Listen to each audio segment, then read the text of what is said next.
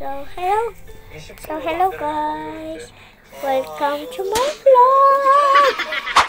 Meron ba kayong bubuyog sa bahay nyo? Tingnan natin. Ako, kinder. Nag-school ako kanina.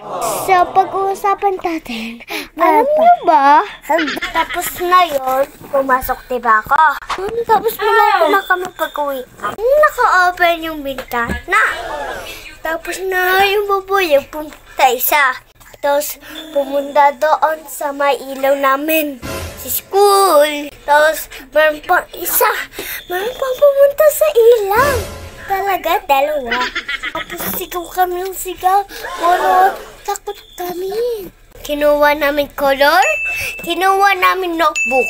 Tapos, ang table namin, masikip na.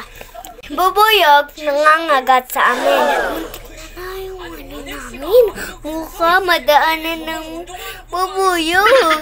Buko kami.